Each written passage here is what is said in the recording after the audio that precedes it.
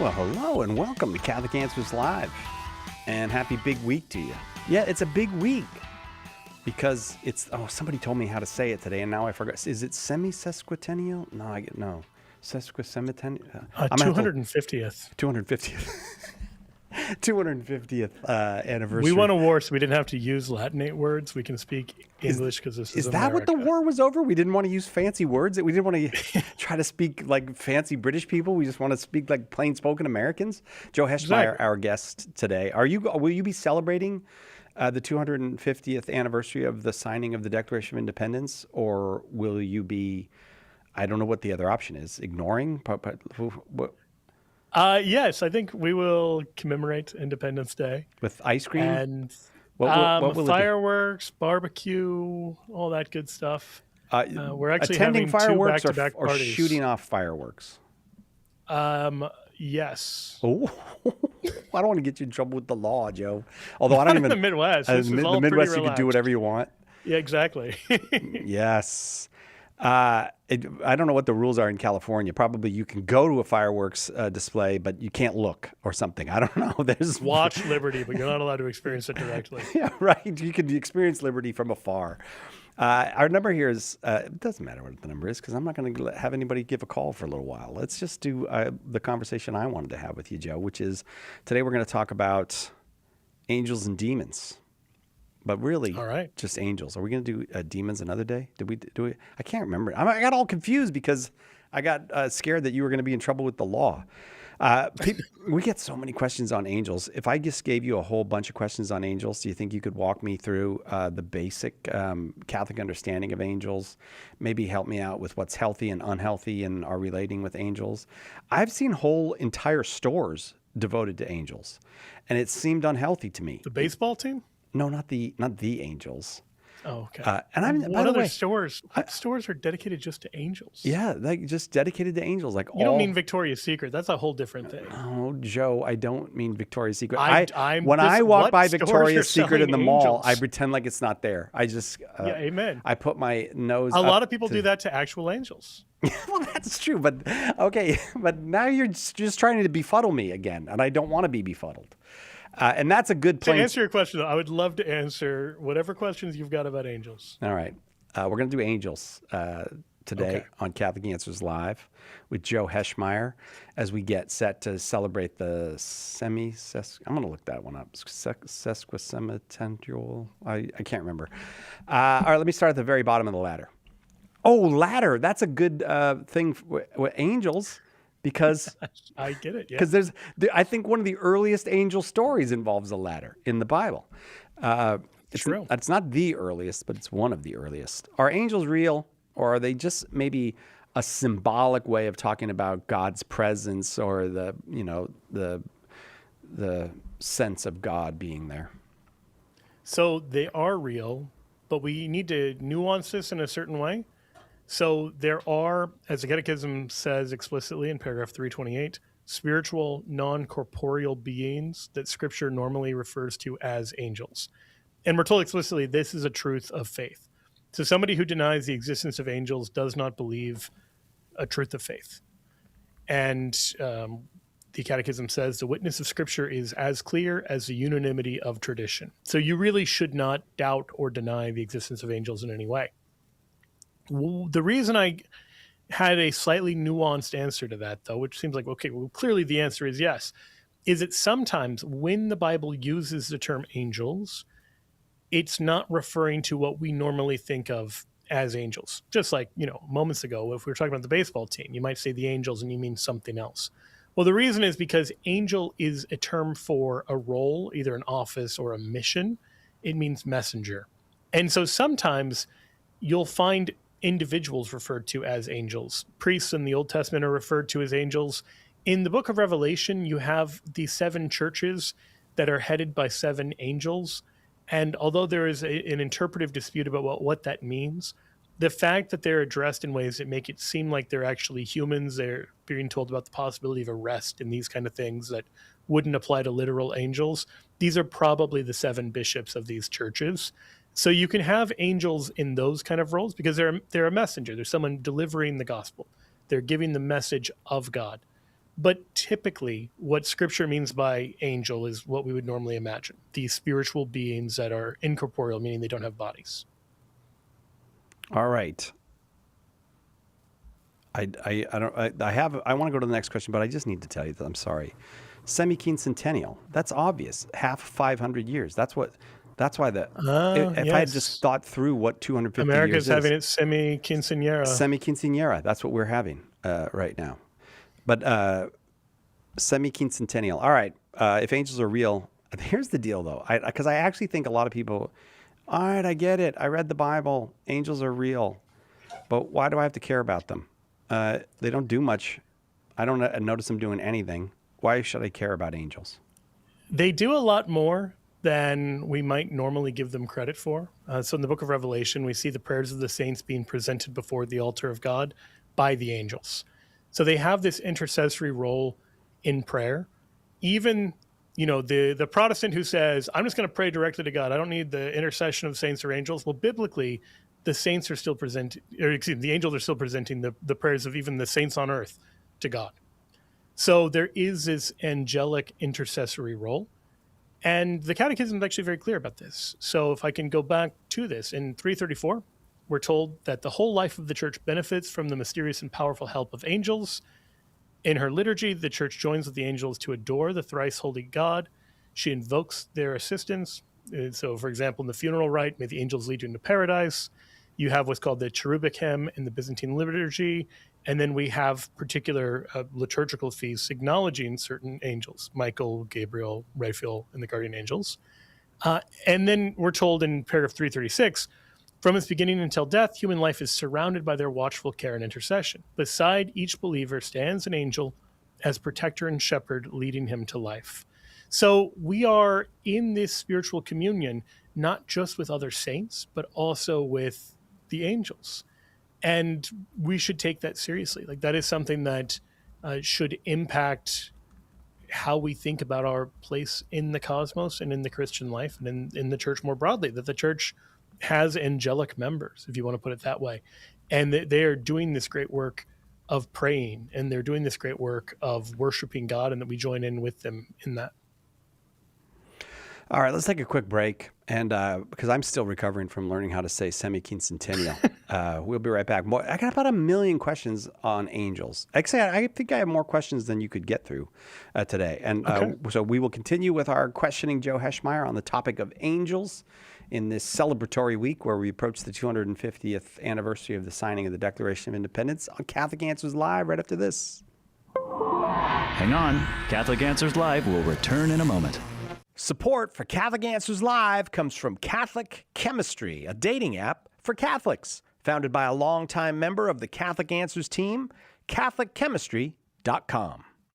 Are you a coffee drinker? If so, you can now enjoy a coffee roasted to perfection by the Carmelite monks of Wyoming. Delicious Mystic Monk coffee is roasted and prepared by monks in a hidden cloistered monastery and is available in over 25 varieties. All Mystic Monk coffees are works of perfection and labors of love. For more information on how to purchase Mystic Monk coffee, visit mysticmonkcoffee.com. That's mysticmonkcoffee.com. Hey, this is Michael O'Neill, the Miracle Hunter. I'll be delving into the fascinating world of miracles and taking you on a hunt that explores the greatest mysteries and marvels of the Catholic Church. I'll be examining what constitutes a miracle, how miracles are investigated and approved, and the role they play in the lives of the faithful. We'll look at the miracles of the Gospels and early Christianity, considering the claims of the miraculous in our own modern age. The Miracle Hunter, Saturday at 1 p.m. and 7 p.m. Eastern on EWTN Radio.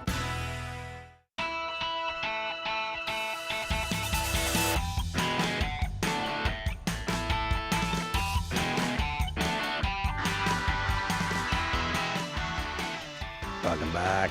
Catholic Answers Live. I am Cy Kellett, your host. Joe Heschmeyer is our guest. Joe just back from Ohio, where he did a presentation on the social teaching of the Catholic Church. You did it on marriage, right? On where marriage fits in the social teaching of the Catholic Church? The role of the family, and because the family is the basic unit of society. The family is a domestic church. And we say these things and they sound really beautiful, but what does all that mean? That was kind of the theme of what I was exploring. It was the New Polity guys that put it on, and they did it at St. Joseph the Worker College, which is under construction. And the whole actively under construction. Yeah, it was quite an interesting thing. But man, I was so impressed with the presentations made by the new. I couldn't stay for yours. It wasn't on purpose, Joe. I had to get back here, but I wasn't trying to avoid you. But my goodness, they're smart. I hope a lot of people will check out New Polity and see what they do. And they're very, very serious about making an intelligent consideration of the social teaching of the Catholic Church. Yeah, there's one fun story I had from it. Before my talk, I had people come up to me and say, Sai's talk was better than yours. And because it happened before I'd actually spoken, I had a suspicion that they'd been put up to this. I told them to do it after you spoke. I can't believe that. That's not the brightest lights, some of these folks. All right, we're talking about angels. What exactly is an angel? You kind of described this, but I have to say, in your description, for me personally, I have a very difficult time forming a mental image of what you are talking about.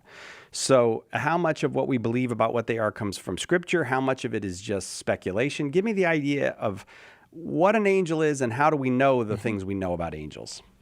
Yeah, there are some basic details about angels given in the Bible, but there's not a systematic, you're not going to find some chapter length exposition of here's what angels are and all. It's almost just taken for granted that there are these spiritual beings that interact with our world, that they're not bodily, they're incorporeal, and they worship God. Some of them rebelled against God, and we now refer to as demons. All of this is mentioned, I would say, more than taught. I mean, it is taught in a certain way by Scripture, but it's almost just taken, as I said, for granted. So we can deduce some things from this. So some of these are just direct. We read these things, and this is what it seems to mean. And then as you delve more into what's called angelology, you'll find more speculative attempts at putting the pieces together. But we're trying to put together these pieces in Scripture. So, and I'm sure we'll talk about this later, there are a bunch of different titles used, like angels and archangels, but also things like thrones and dominions. And so what do all of these mean? Once you get into those questions, you're doing a little bit of theology. And it's theology rooted in Scripture, but it isn't as if Scripture has just directly revealed the answer to this. Mm-hmm. There also is a fair amount of seemingly reliable or broadly reliable Jewish tradition around the angels. And here's why I say that. One of the details we get in the book of Tobit is when Raphael presents his identity as an angel, he says he's one of the 7 angels that stands before the throne of God. And at the time, that was not a description that you had anywhere else in the Bible. Like, there's nowhere else in the Old Testament that talks about 7 angels standing before the throne of God.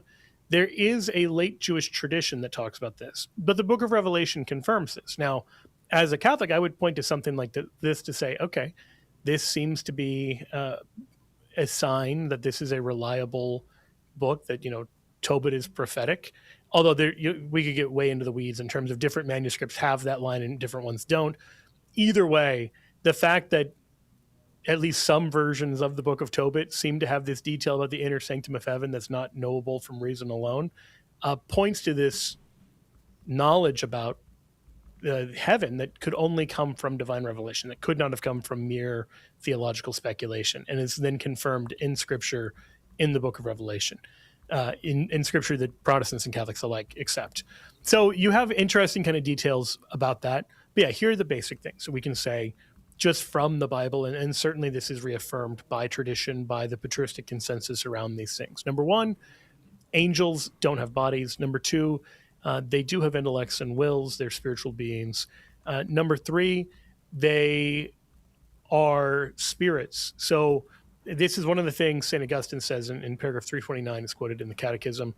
Angel is the name of their office, none of their nature. If you seek the name of their nature, it is spirit.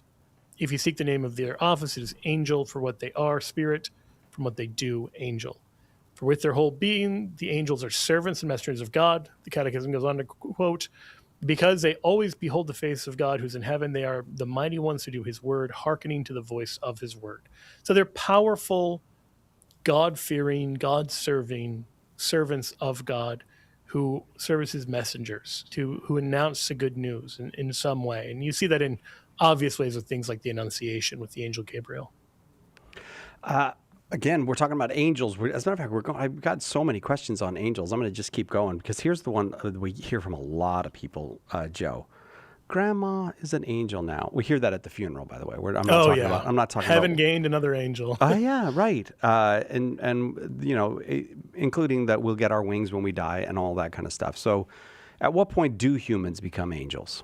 They don't. This is, I mean, the way I sometimes put it is if you read about St. Michael in the Bible and imagine that was just like a truck driver named Steve, like that's obviously not right. Or you mean we'll keep the name the same. It was Mike, Mike who worked at the deli. Now he's an archangel in heaven. That's not it at all. They are powerful spiritual beings. They are more powerful than humans by nature. Now, there's this other thing that happens called divine grace where we can be raised above the level of the angels, but by nature, they are above us. And they never were human. They never were bodily. That's why when we're talking about their nature, they are spirits. So when you die, Jesus says we become like the angels in Matthew 22:30. But that doesn't mean we become the angels. And particularly, he's saying we become like them in that we are not marrying or being given in marriage or living that kind of marital life. That the life of marriage is an earthly way of existing. And the life that is to come is this heavenly glorified way that is more like what the angels experience right now. So just like something that you said, why do you say that they're by nature higher than us? It's not because the body is bad, right? It's not because the body there's something wrong. Like, oh, well, you're stuck in matter and they're not stuck in matter, so they're higher than us. So what would be the reason that you'd say they're higher than us? Yeah, well, because they already behold God in heaven. That's, I think, one reason. Now, part of this is just they surpass, well, okay, actually, this is just paragraph 330 directly. As purely spiritual creatures, angels have intelligence and will. They're personal and immortal creatures, surpassing in perfection all visible creatures, as the splendor of their glory bears witness. So one of the ways we know that they are greater than us is that when angels appear to us, they have to say things like, do not be afraid. Yeah, fear not. Right. Because they are so glorious. John, who knew Jesus, John, who seemingly is John the Apostle, twice in the book of Revelation, is tempted to worship an angel. That's how glorious they are. And so that's what I mean when I say that by nature they're above us. Now, we also hear in Scripture about us judging the angels, as St. Paul says, that there is this call to be raised above the level of the angels. But that is our participation in divine grace, and it's not a difference in our nature in our favor. All right.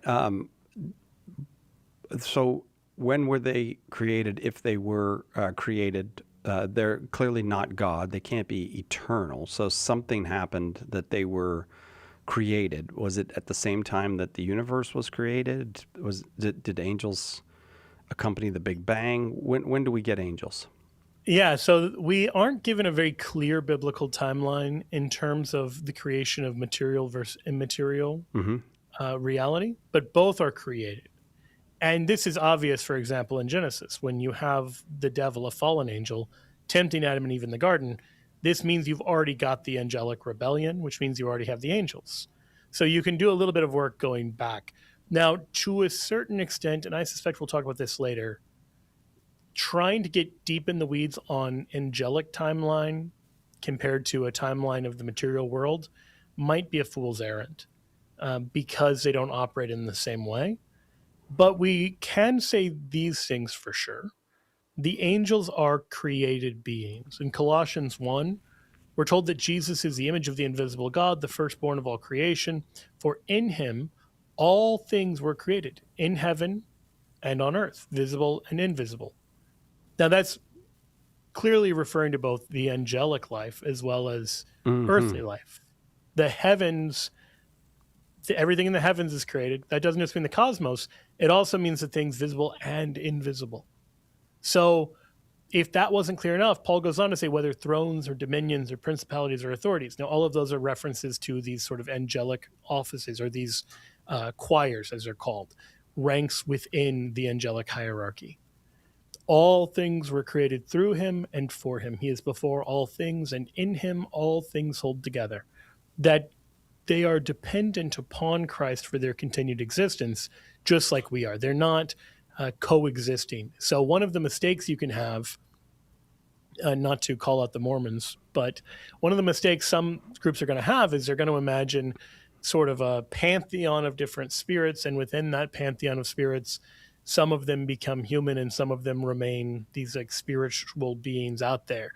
And if you have an idea like that, that is not what the Bible presents.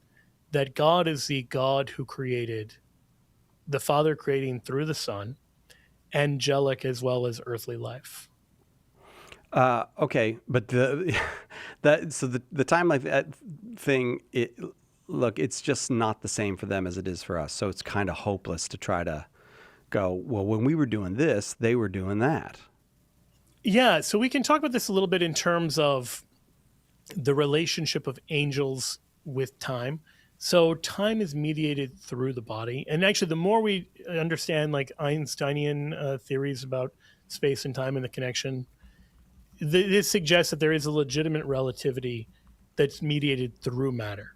And that gets really complicated. But because we are creatures occupying space, occupying matter, we experience time in a certain way.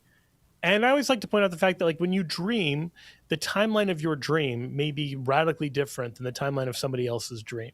And that's fine. There's no contradiction there.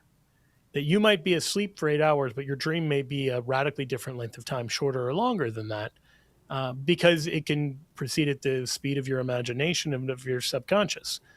So similarly, the angels as purely spiritual beings, they don't experience the world by taking in new information through their senses the way that we do.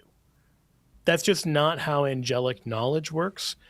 And so the theological tradition has settled on this concept of what's called aveternity. And this is admittedly where we're getting into more speculative territory, but it's this idea that it's something in between time and eternity. So you have God who is completely outside of time. He is without beginning and without end.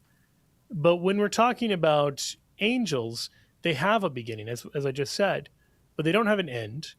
And their progression through the sort of timeline, though, is different than ours. So they're unlike God in that they have a beginning.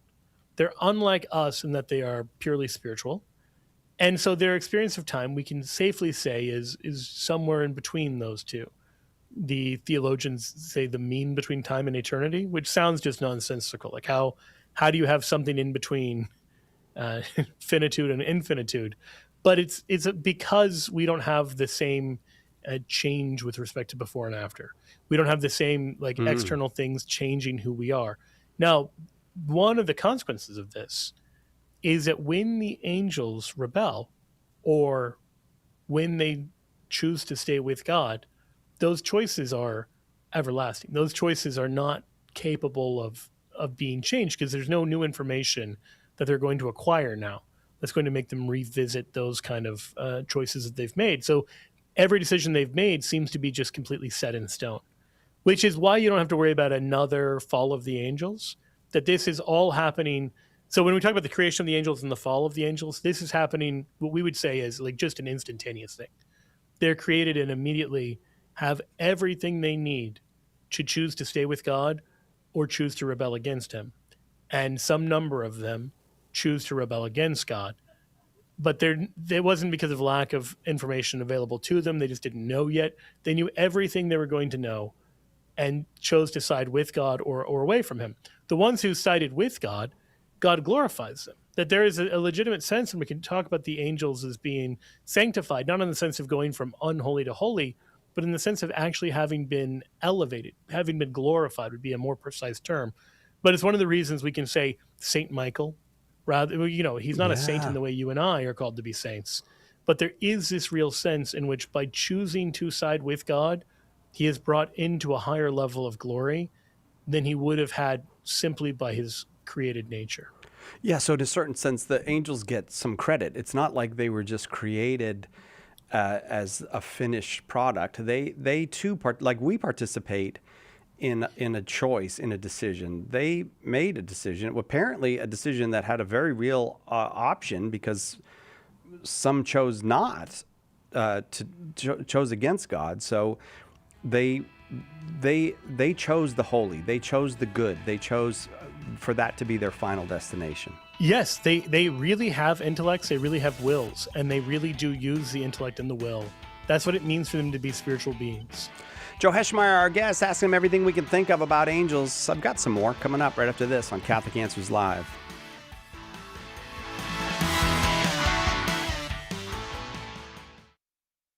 We hope that one of the things that we communicate here at Catholic Answers Live is that our Catholic faith allows us to be fully serious about all the problems we encounter in the church and in the world, but it also lets us have light hearts and maybe even mix in a bit of fun, and that is exactly what our good friend Joe Heschmeyer does in his popular podcast, Shameless Popery.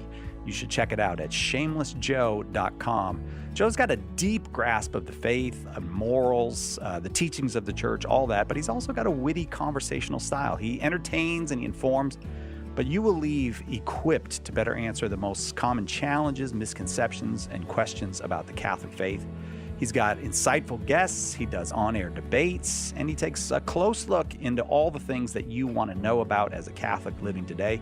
You'll walk away knowledgeable and filled with joy. Look for Joe on his YouTube channel. Check him out at shamelessjoe.com or wherever you get your podcasts. And if you like what you hear, become a patron. Throughout history, some Catholics have been among the worst kind of villains, right? Or were they? In Cancelled, historian Steve Weidenkopf digs into the lives and controversies of some of these Catholics whose reputations have been blackened, often unfairly. He takes on the anti-Catholic versions of history and defends not only these figures, but the faith they represent. Order your copy of Cancelled today at shop.catholic.com or ask for it at a good Catholic bookstore near you. When the resurrected Jesus appeared to disciples on the road to Emmaus, they didn't recognize him until the breaking of the bread. The same is true today. In the Holy Eucharist, we really meet Jesus. In The Eucharist is Really Jesus, author Joe Heschmeyer explains how knowing Jesus in the Eucharist is the key to understanding all of Christian faith. Order your copy of The Eucharist is Really Jesus today at shop.catholic.com or get it at a good Catholic bookstore.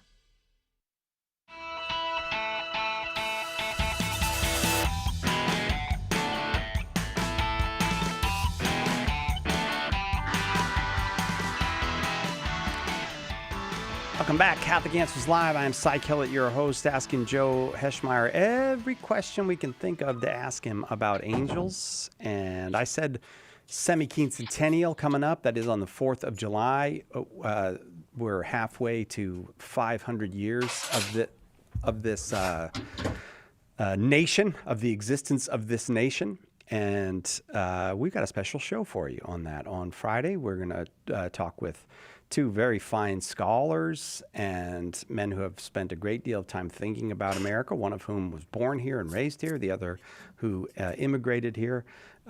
Please join us for that. We're going to. I thought they were wonderful conversations. We really enjoyed getting to speak with them, and I think you'll enjoy them as well. And that will be on Friday. That'll be our Friday show. Joe Heschmeyer, I've got about 790,000 more angel questions. Okay, Ready to go? let's do it. Okay. Well, how about this? Just give me a rough number. You don't need to be super accurate. Roughly, how many angels are there? I like that you told me I didn't have to give an exact number, because how could I possibly? Well, maybe an angel can tell you. Maybe you've got an angel. Yes.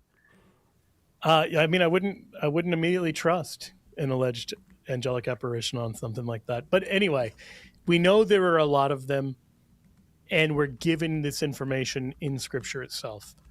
Daniel 7, Daniel looks and he says, "Thrones were placed, and one that was Ancient of Days took his seat." This is clearly the enthronement of Christ. "His raiment was white as snow, and the hair of his head like pure wool. His throne was fiery flames, its wheels were burning fire. A stream of fire issued and came forth from before him. 1,000,000 served him, and 10,000 times 10,000 stood before him. The court sat in judgment, and the books were opened. So this is showing just a massive, massive angelic multitude in heaven. Now, we're not given an exact number. You can multiply 10,000 by 10,000 if you'd like, but just like the Do you think I can? thousands, Do you like? I'm super happy that you have that confidence in me. All right, go ahead. You talk, and I'll multiply. you 10,000 keep with 10. you pull out a calculator and Yeah. see if you can figure this one out. Now, when I read Daniel 7, it was this question of, okay, but how do we know for sure this is talking about the angels rather than, because I'm always trying to think of how might someone object to this? How might someone disagree? Because you might say, oh, maybe that's the saints. Well, no, it doesn't. It seems to be Daniel is seeing, even in the Old Covenant, these spiritual beings already in heaven. That looks like the angels. And as confirmation of this, I would point to First Clement, Pope St. Clement of Rome, writing probably in the year 96 or thereabouts, applies this to the angels. He says, let us consider the whole multitude of his angels, how they stand ever ready to minister to his will. And then he quotes Daniel 7 and quotes how the angels cry out, holy, holy, holy is the Lord of Sabaoth, or the Lord of hosts, which, of course, we join with the angels in praying every Mass. Getting back to your earlier question, like why care about the angels? It's right there. We worship with the angels. The angels set the model for what true worship ought to look like. Oh, is it then? Do you think it's true? This thing, like I believe it was my grandmother used to tell me that the angels are with us when we're at Mass.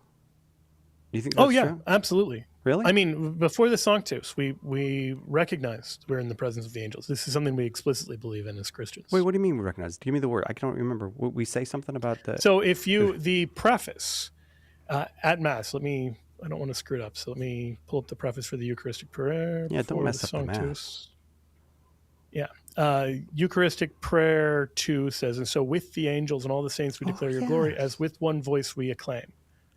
And then Right. Eucharistic prayer 4. And so in your presence are countless hosts of angels who serve you day and night, and gazing upon the glory of your face, glorify you without ceasing. With them we too confess your name in exaltation, giving voice to every creature under heaven as we acclaim. And then Eucharistic prayer 1 and Eucharistic prayer 3 have different prefaces, but they invoke the presence of the angels. Got it. So that is they are there something that at we Mass. explicitly believe in. Yeah, absolutely. I guess they. And so that you will almost always find that with angels or with angels and archangels. It's in preface 1 and 2 of Advent. I think it's in every preface. It mentions that we're doing this with the angels. All right. So Grandma was right about that one. Yeah. Even though she's Turns not an out. angel in heaven. My grandmother is not an angel in heaven right now. I'm not saying There's at least one good reason. Yeah. I'm not saying anything bad about her. I'm just saying she's not an angel in heaven. She's True. not. By the way, if you're just joining us, go back a few questions. Humans don't become angels. Just so you know, I'm not saying anything bad. He's like, boy, he really doesn't like his grandmother. No, I'm just saying she's not an angel in heaven. All right, so Could be that people thought your grandma was still alive. well, I guess it could be, but look at me, Joe. Does that seem like a likely? You've aged very poorly. I don't know. 10,000 times 10,000. If I got it right, is 100 million. Does that seem like 100 million? Yeah, that's a lot. Yeah. I mean, I mean, there's more than that in terms of people, but typically we believe there are more angels than there are humans. And why do we believe that? It's just kind of the tradition to think that? Just the language of the multitudinous nature. Yeah. Because at the time, 10 million, or 100 million. What? Sorry, 10,000 times. Yeah, 10,000 times 10,000 Yeah, is that's right, 100 million. Yeah. yeah, 100 million. That's more than the number of people that I believe existed on Earth at that time. Oh, I see what you're when, saying. When Yeah. Daniel 7 is written. So, Right. but also because if everyone has a guardian angel, and guardian angels are just one fraction of the heavenly reality, this would certainly seem to point to the fact that there are more angels than there are humans, and seemingly way more. And now we are told that they are organized into choirs for some reason. Why are they organized into choirs? Are there really 9 choirs of angels? Are there really things called seraphim and cherubim and archangels and thrones and all this kind of stuff? Or So go ahead. Yes, the short version is yes, but also we should recognize that a lot of these terms are just mentioned. So I said this earlier in the show, but I'll reiterate it right now. We are given more references to angelic realities than we're given careful descriptions of those realities in the Bible. And so you'll find out that there are these things called seraphim, for example. In Isaiah 6, we're told that above him stood the seraphim. Each had 6 wings. With 2 he covered his face, and with 2 he covered his feet, and with 2 he flew. So that is an image of some kind of spiritual being. And we're sort of introduced to it, not given a backstory, not given any kind of careful analysis of here's how it fits into this broader angelic hierarchy. But okay, we know there are seraphim. We know there are also cherubim from Ezekiel 10 and elsewhere, for example, in Exodus, when Moses is instructed in Exodus 25 to create 2 cherubim of gold so they know what the cherubim even look like to place before the Ark of the Covenant. Then you have the thrones and dominions. You have that in Colossians 1:16. He says thrones or dominions or principalities or authorities. Some translations are going to say powers. Then you have virtues, and then you have, of course, archangels and angels. So all of these are mentioned in the Bible, but they're not described in the Bible in a way that says, here's the hierarchy. Now, we can sometimes infer an archangel, given the name, is above an angel.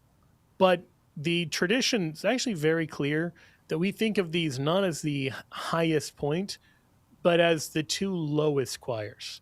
That the ones, because remember, we are beneath the angels by nature. Again, we're called by divine grace to be above them, but we are by nature beneath them. And so the messengers who are called to communicate with us, it seems that these are the simplest creatures, whereas the ones at the highest echelon are the ones who are contemplating and adoring God in this more direct way, the cherubim and the seraphim. So I guess I should say a word about why the choirs and like why does God create these different types of angelic beings or these different types of spiritual beings, because I think that's something that can be confusing. Why not just make them all interchangeable and identical? And the root of the answer to that seems to be this: God is infinite. And so no matter how many creatures he creates, they will never perfectly capture his glory. They will never perfectly understand and contemplate him in his infinitude. That is the nature of the finite not being able to contain the full, not be able to comprehend in the strict sense. So you can know, but you can't fully grasp God. You can know God, but you can't comprehend God. I hope that distinction makes sense.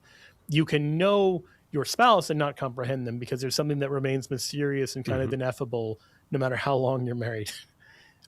This is all the more true with God, that for all eternity, you will come to know God perhaps better and better. There's a little bit of a theological school difference about whether you grow in your knowledge when you're in heaven. But whether you grow in your knowledge or not, you're never going to get to a point where you say, I know God frontwards and backwards. I know everything about God. I've completely comprehended God. That's never going to happen.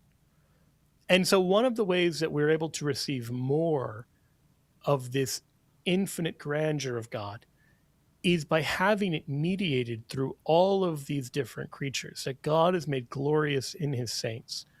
And so this is true. This is one of the reasons we as Catholics are really big into the saints. These are ways that God has shown us his glory. But this is also true even within the angelic beings. St. Thomas Aquinas points this out when he's talking about inequality. There's 2 types of inequality. There is sinful inequality, and this is really exaggerated and exasperated through the fall. But there's also a positive inequality, a divinely willed inequality, where some people are given unique gifts and talents. So think about the charismatic gifts, for example. Not everyone gets the same gifts. And Paul in Ephesians is very clear that these gifts are given for the building up of the body. So the point is that the different parts of the body are meant to be different. A foot is not meant to be a hand, and an eye is not meant to be an ear. That these are good things because it brings together something more complete than what any one of these finite parts would be able to possess on its own. And so in that, it's good that you have angels and archangels, virtues, principalities, powers, thrones and dominions, cherubim and seraphim, that they are revealing something to the lower angels that they wouldn't have had on their own. But in a real way, everyone benefits from this greater communion within heaven, just as everyone benefits in the church by this greater communion here on earth. I gotta say, Joe, it's weird that when we imagine heaven, at least a lot of people do. Maybe people have a better imagination, that we always like it somehow becomes less than here. Like in some way the image that we have is or even if it's of clouds and a beautiful blue sky. Well, that's only one tiny part of the reality we experience here. So so it's very hard. But also it's super helpful that you point this out, that the glory of God manifested in the angels is one of immense diversity of different functions, different abilities, different gifts, all of that. So I imagine, when you meet your 100 millionth angel, you meet somebody who's just in many ways just not like the 999,999 that you met before. Yeah, that's right. That there is something unique and unrepeatable. And I know I've mentioned this verse many times on this show, but one passage that I think is very helpful for contemplating this is from Revelation chapter 2. In verse 17, we're told, "He who has an ear, let him hear what the Spirit says to the churches. To him who conquers, I will give some of the hidden manna, and I will give him a white stone with a new name written on the stone, which no one knows except him who receives it." That there is something unique and unrepeatable about everyone. And so there's a way that you are known in this unique and personal and intimate way by God, expressed in the giving of a name that only you and God know. That's how unique you are in this whole mosaic of the saints and of the angels. Wow. And it is very hard to depict that. Anytime you try to illustrate heaven, it always seems either boring or crowded or both. Because when you try to put all the angelic beings in there, it's just like, man, that feels a little claustrophobic. Or you don't try to do that, and you just try to show the spaciousness. And so you depict like clouds and sky and all of that. And then you're just like, well, okay, I've flown before. If I had a flight that didn't come down, I wouldn't feel great about that. So all of our images, as you say, fall short. Yeah. It's one of those things where we do have to say, eye has not seen, ear has not heard. That's not just true of paintings of the saints, of the angels. That's also true of even our imagination, that our imagination is going to fall infinitely short. So we can affirm intellectually what we can't picture imaginatively. Yes. And so we just have to believe, like, this is going to be better than I can imagine. And this is worth striving for, even when it feels easy not to strive for the things that, because one of the great challenges, right? Like this is one of the great things we learn in growing up is prioritizing the hard to foresee good things that your sacrifices right now take. I see this with my small children. My wife did the marshmallow experiment with our 6-year-old and 4-year-old.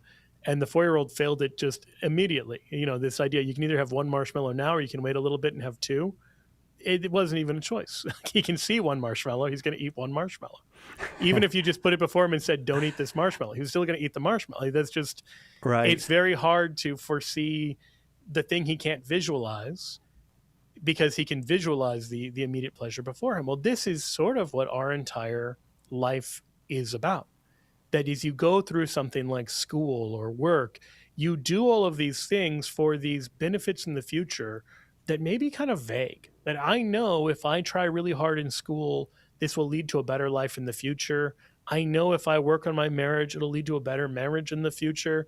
I know if I continue to work at Catholic Answers, someday we'll get a good I can't visualize these things. No, don't act like I didn't. I caught it. I'm just being polite. Someone could say that. Uh, that the unrealized, hard to foresee things that you have to just believe in and strive for is true even here on earth. And this is infinitely more true in heaven. That you give up all of those earthly goods because you believe that there is an unseen but real future good waiting for you if you just are willing to make those sacrifices. Just wait. Don't eat the marshmallow. Just Exactly. wait. A better host is coming. All right, we got to take a quick break. I'm actually late for the break. We'll be right back. More questions on angels. We're trying to ask Joe everything we could think of about angels on Catholic Answers Live. Hang on. We'll be right back with more Catholic Answers Live. The Catechism defines evangelization as the proclamation of Christ and His gospel by word and the testimony of life. But what does that look like in real life? It looks like St. Paul street evangelists out in the public square sharing the good news. We're a Catholic nonprofit that starts conversations by handing out free sacramentals. Then we employ our method of listen, befriend, proclaim, and invite. Catholic Answers is supported in part by St. Paul Street Evangelization. Visit streetevangelization.com to learn more. Alexian Brothers is a proud sponsor of Catholic Answers Live. For 800 years, these Catholic brothers have offered a prophetic and daring response to the gospel, serving Christ in the sick, the poor, and the dying. Is God calling you to be a courageous disciple? If you feel called to total self-giving as a religious brother in the mission of Jesus, call our vocations office at 847-264-8703. That's 847-264-8703. AlexianBrothers.org.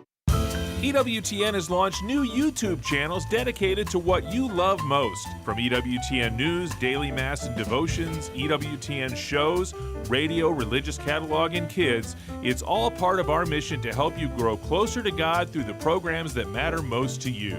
Visit our main YouTube channel and explore the new navigation bar and subscribe to the channels that speak to your heart. Wherever you are on your journey of faith, there's an EWTN YouTube channel made for you.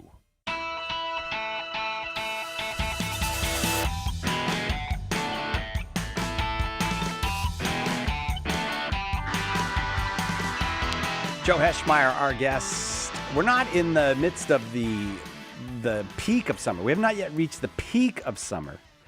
And so I will say I still have time then to get myself a good summer shirt to try to compete with Joe. We last time Joe was on, he was wearing a magnificent summer shirt. And I think it was daisies that he had on it. And so we were going to wear summer shirts this summer. And look at me. You could not get a more boring shirt than what I'm wearing right now. I went to a section of JCPenney called Boring. That's the section they had ladies, men's, children, boring. And I went to the boring section and got this shirt. But, and yes, I am pretty wealthy. I shop at JCPenney. And, I could see the with inflation, it's going to be J.C. Nichols pretty soon. Well, there are no pennies left. Aren't the pennies going away? I think they stopped making them. So it'll have to be J.C. Nickel pretty soon. But Joe, he wore a lovely looking summer shirt, and I complimented him on remembering to wear a summer shirt. And he goes, "I didn't remember. This is just the shirt that I'm wearing." So good for you, Joe. Good for you. Yep, you gotta live the life. You can't. You gotta live the life. Summertime. Like Tommy Bahama is not a thing it's once in a while. 95 here. I'm not gonna wear a shirt like that. It's 95 and humid here. Well, it's just like being in a sauna as soon as you step I bet you outside. don't even own a shirt like the shirt I'm wearing. The color of this shirt is called boredom. Like this is not even a real color. It's not white. It's not gray. It's not beige. It's just boredom. So yeah, Limbo of the Fathers is the name of the Limbo. color. I got my shirt at Limbo. Look, we sometimes talk about praying to the angels. You have mentioned the fact that angels take our prayers to the Father and all that kind of stuff. I'm going to challenge you a little bit on that. The book of Revelation, John falls down to worship an angel. Angel tells him, knock it off. And I'm not quoting directly, but does this happen once? No, it happens twice. And the angel says, worship God. And so this would seem to suggest a very strong prohibition on praying to angels, at least to some minds. That would be the way that this would be taken. Paul himself, in his letter to the Colossians, warns against the worship of angels. So why would you, Joe Heschmeyer, clearly a Christian man of very poor taste but still very high intellect, suggest that we should pray to angels?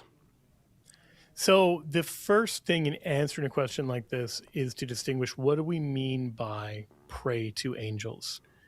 And I know people are going to immediately kind of roll their eyes and be like, oh, why are you introducing semantics? Because if you mean, is it moral to talk to angels?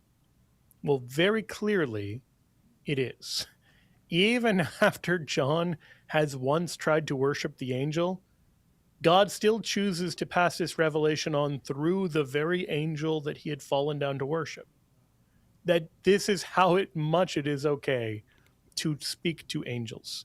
Angels speak to us pretty frequently throughout the Bible, and the people they're speaking to talk back.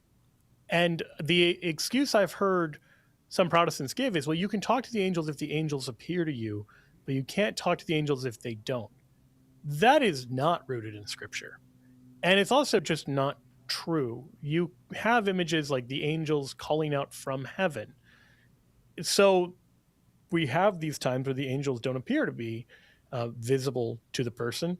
But in any case, it certainly wouldn't be less like idolatry if you're praying to someone you see as opposed to someone you don't see. So it doesn't really make sense to say the visibility is going to be on, because remember, the actual prohibition against idolatry is worshiping originally some carved image or some visible thing, but more broadly, worshiping anything that isn't God.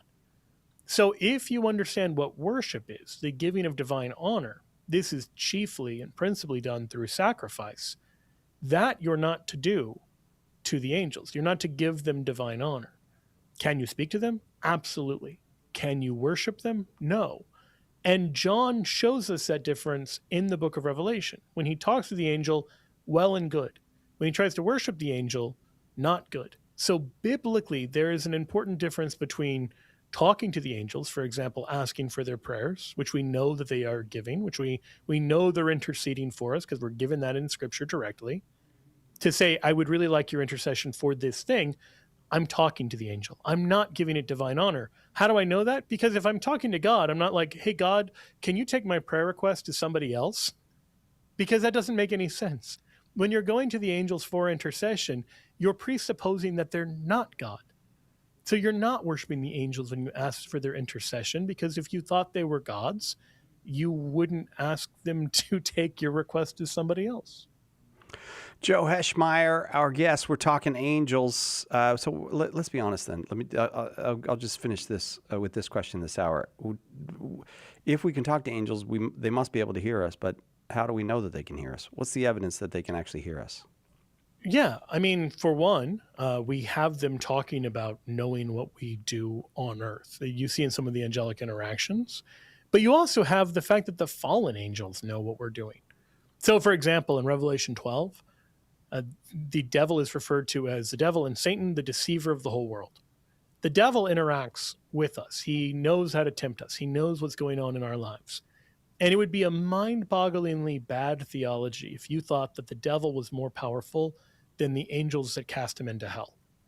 That, because in Revelation 12, Michael drives him into hell. So the idea that the deceiver of the whole world is more powerful than the guy who defeated him, Michael and his angels, in verse 7, they clearly know what's going on. And that's why they can talk about prayers we've prayed, or if you, in particular, if you want to see this in the book of Tobit, the interaction between Tobit and Raphael is very clear in this regard as well.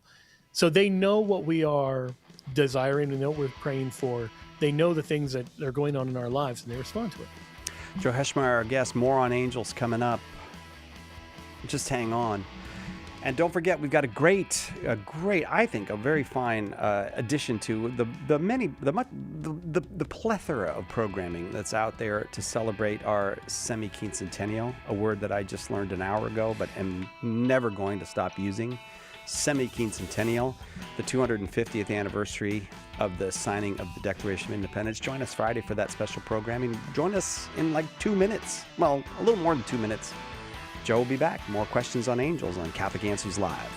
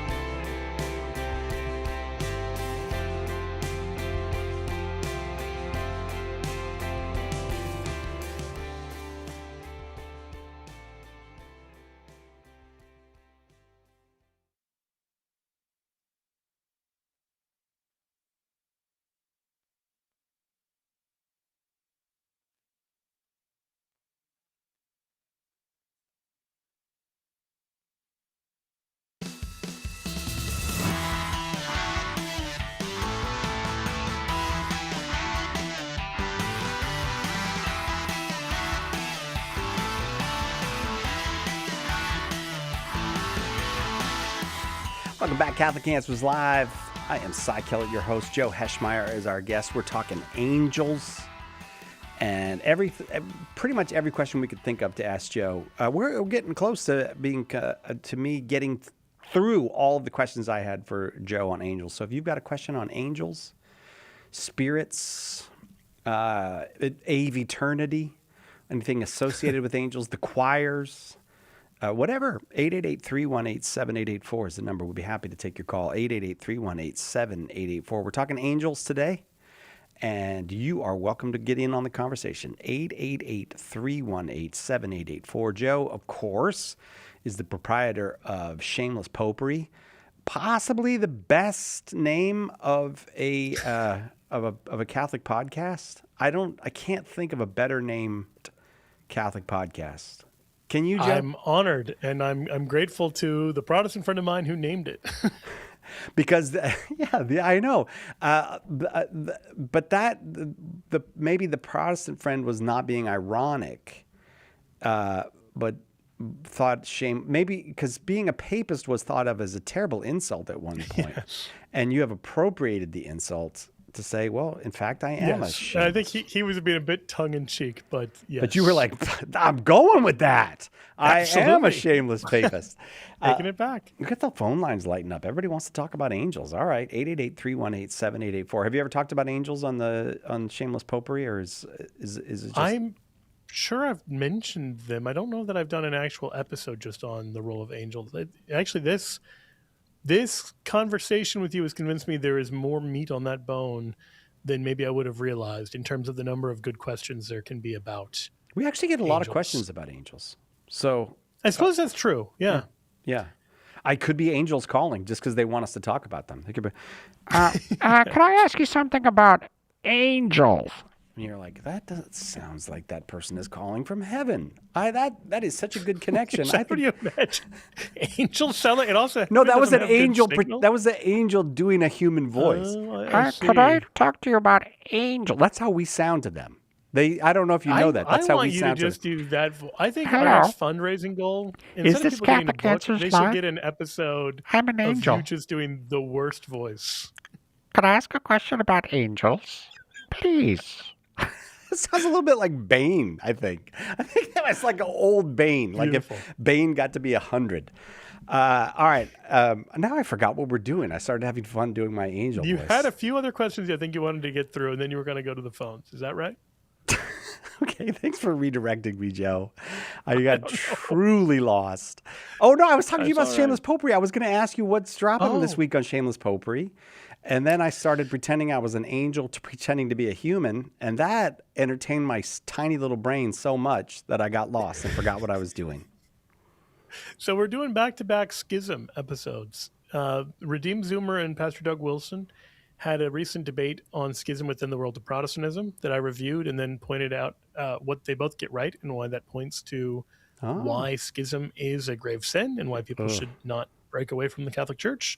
And then, of course, today, unfortunately, we have news of the Society of St. Pius X defying Pope Leo's orders and having these Episcopal consecrations he explicitly told them not to do. This seems like it is going to lead to official excommunications very soon. And so I wanted to do a little bit of an explainer video explaining why do we take this so seriously? Why is schism so bad? Why are ordinations without the Pope's permission so bad?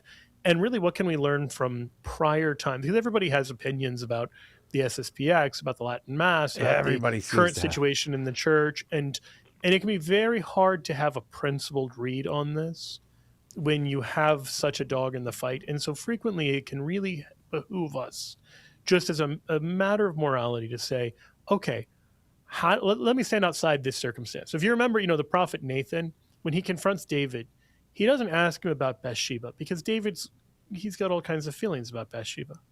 And he doesn't ask him about Uriah. Instead, he asks him a more abstract question to establish some principles. And then he's able to use those to apply them in an uncomfortable way to the situation at hand.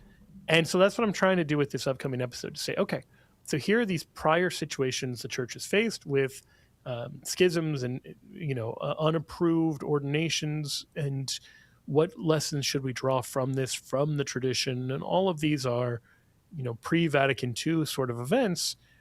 Is there a reason to treat the current events differently, or should we draw the same conclusions every time?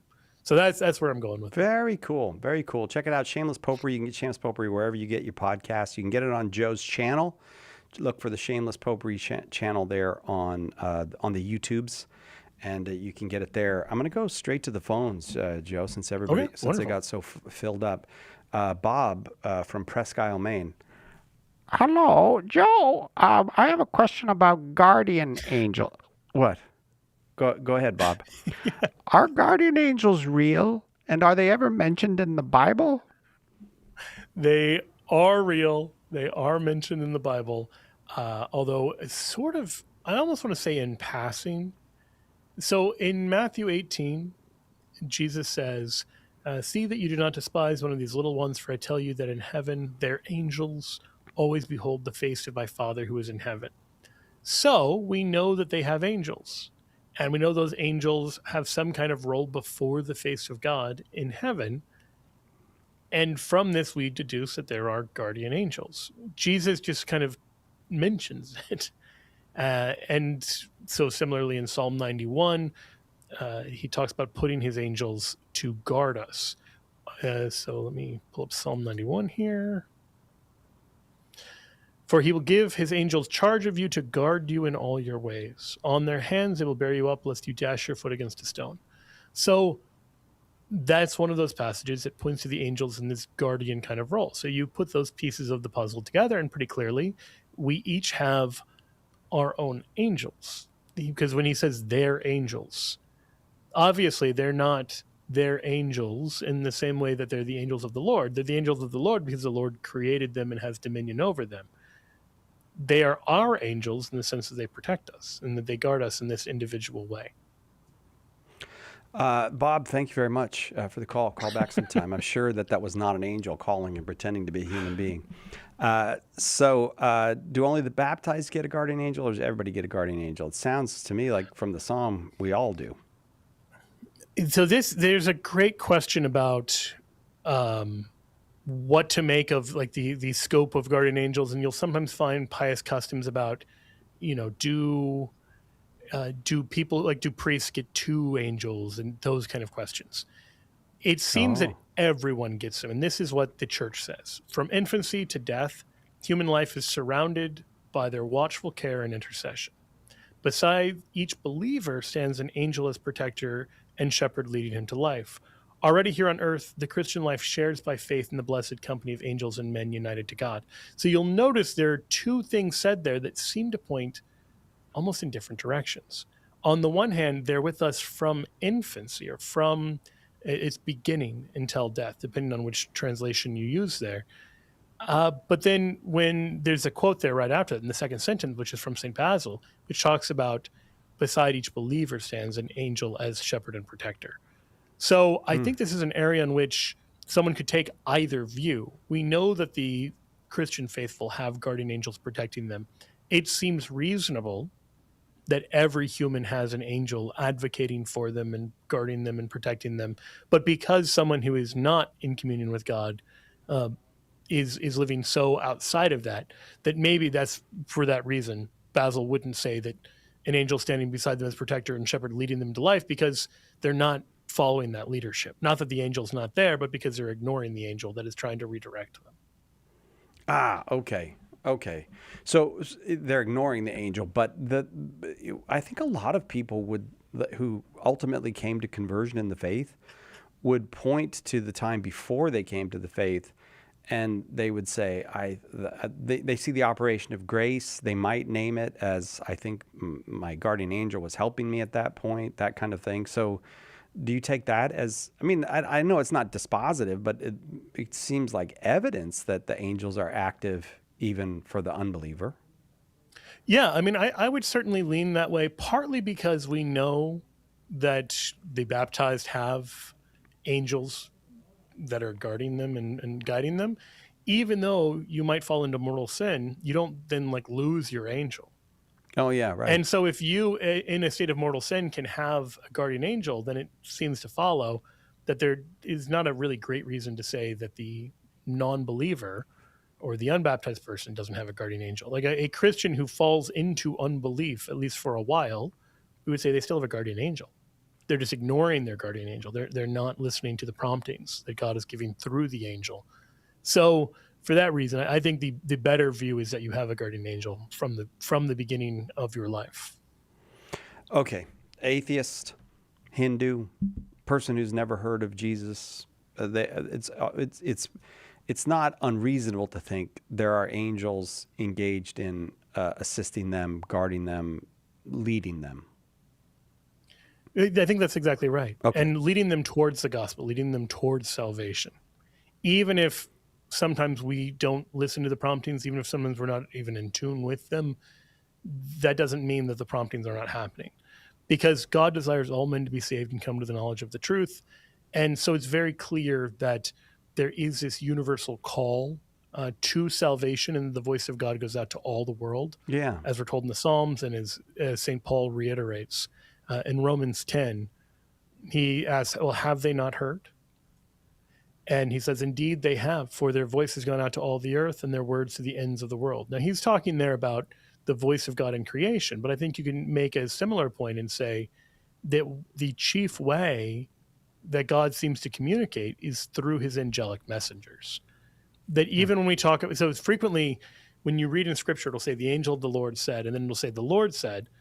And how do we make sense of that? Well, one way of making sense of that is that God is speaking through either that the Father is speaking through the Son, or that there are these angelic intercessors who are messengers, who are bearing these kind of spiritual messages. And both of those, I think, are correct reads. That there is a sense in which Jesus is the angel of the Lord, not by being an angelic spirit, being the way the angels are, but by being the messenger of the Lord. If you listen to First Hour, you know that angel is a title of an office or a role. It means messenger. Spirit is a term for the beings themselves. So Jesus is not a spirit in the way an angel is. He is the messenger. He is both the messenger and the message.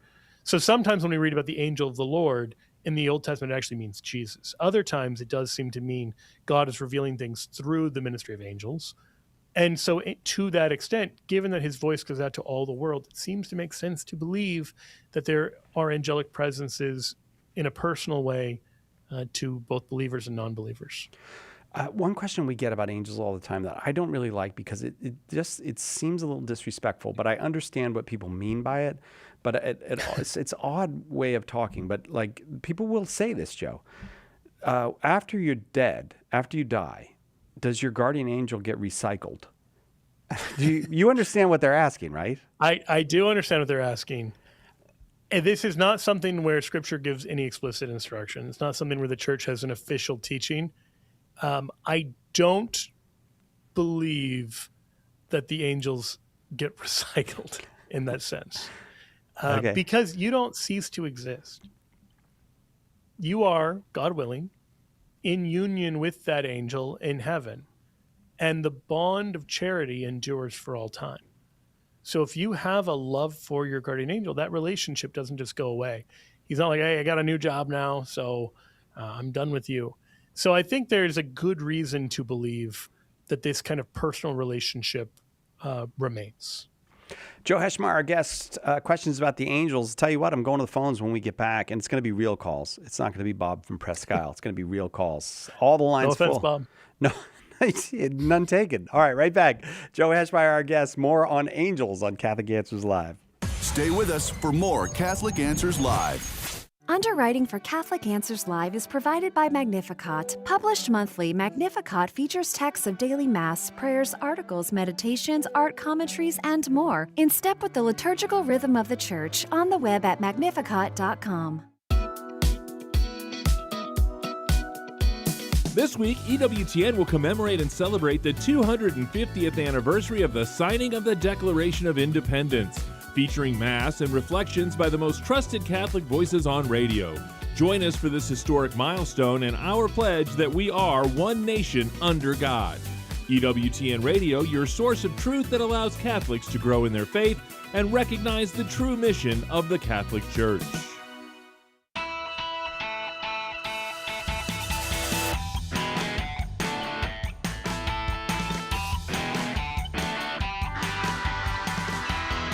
Joe Heschmeyer is a cool cat. That's what I always say. I always say Joe Heschmeyer is a cool cat. And he's here with us today. But I do say that all the time, Joe. You don't see much. It's a popular thing people say today. They say that about you, or just cool cat? Cool just in cat. general. Yeah, that's a very well-known phrase. A very well-known phrase, which I remember from my favorite Disney movie. Do you know my favorite Disney movie? Yeah. Is it Aristocats? It's Aristocats. Yes, I love the music in Aristocats. All right, I'm going to the phones, Joe. But before I do, I just got to ask you. Scatman. Yes, Scatman's in there. Yeah, right. Just a lot of great music in that. What's her name? Is it one of the Gabor sisters? Is it Zaza Gabor or the other one? That's the only Gabor sister I know. I didn't know there were others. Ava. Okay. Ava Gabor was the other one. Man, those are very different levels of obscurity in terms of name. Like is Zsa Zsa? I've never never heard like a name I've heard before. Zaza, that just seems like they chose the name by just choosing letters out of a Scrabble. It doesn't even seem like you're trying to pronounce her name right. It's Zsa Zsa. You said sorry. Zaza. Well, I don't know what this is a major. It's ZSA. Yeah, this is a major cultural figure, and you don't even try to say her name correctly. Zsa Zsa. I just Gabor. looked, and apparently her original name was Sari, Sari, which I'm sure I'm also mispronouncing. It's probably how did they were Hungarian? I think I'm not sure. That's right. Is that right? They were Hungarian. Yeah. Yeah. Okay. She was called Zsa Zsa because as a little girl she couldn't pronounce her own name. So I think mispronouncing her own name, she shouldn't have any grounds to complain about me mispronouncing her name because clearly it's a hard name to pronounce. Zsa Zsa? I'm not sorry. Zsa Zsa. All right. It's cool. I'm not sorry, but she was. only briefly. Then she was Zsa Zsa after that. Yes, the lovely Gabor sisters that everyone's talking about. Joe and I making them the center of the show. Always up on the contemporary movie stars. The famous Gabor sisters. Guadalupe in Winter Garden, Florida. We're super glad you called. I know you've called before, haven't you, Guadalupe? We've spoken. No? Oh, Joel. No, oh, don't even do the fake voice. You're not an angel. This is not that. No, we've spoken before. That's you've started something. All right. It's not fun. You got me. All right. You're so smart. But we have spoken before, Mark Guadalupe. Is that what they call you? Marks? Yes, we have. Yeah, we have. All right. Before you ask your question, I am going to let you ask whatever you like about angels. But real quick, do you prefer Ava or Zsa Zsa Gabor? Which is your favorite Gabor sister? I don't know any Gabor. Lord, I'm going to hang up on you then. Sorry. Bye. All right. Go ahead with your question.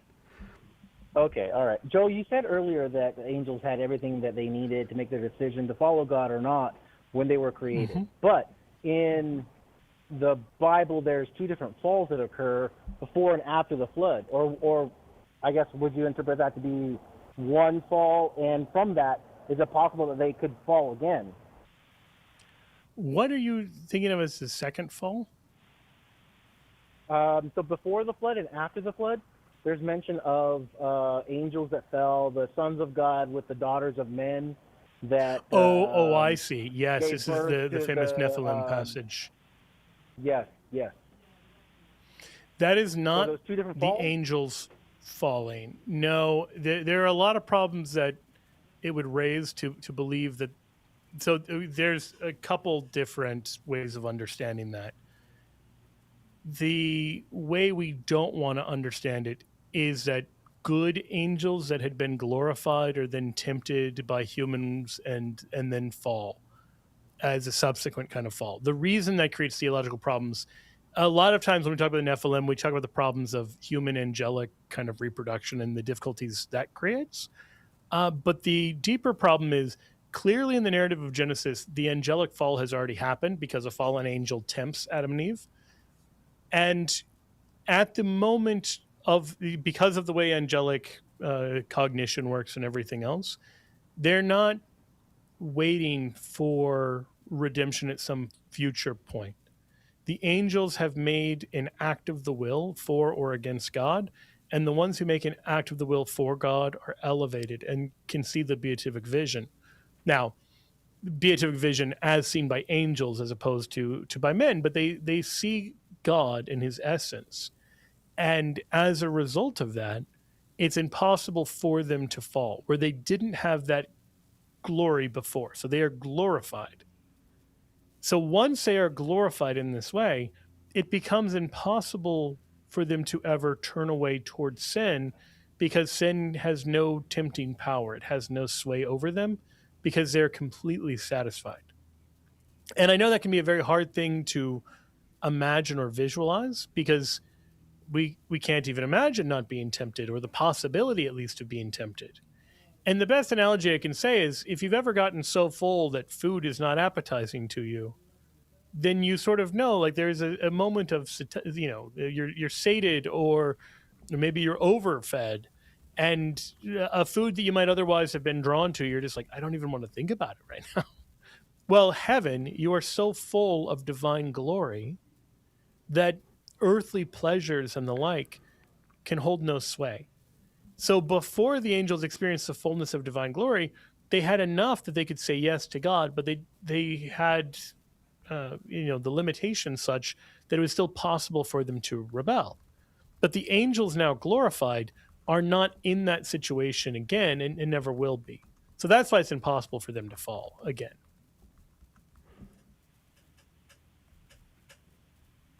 Guadalupe is so stunned. No response at all. Just stunned and... No, I'm amazed. Oh, you're... all right. I guess, would you consider that to be one? Are they separate falls?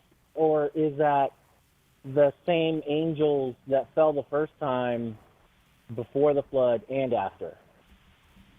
So is a good question. One reading of the passage in question in Genesis 6 is that these are already fallen angels.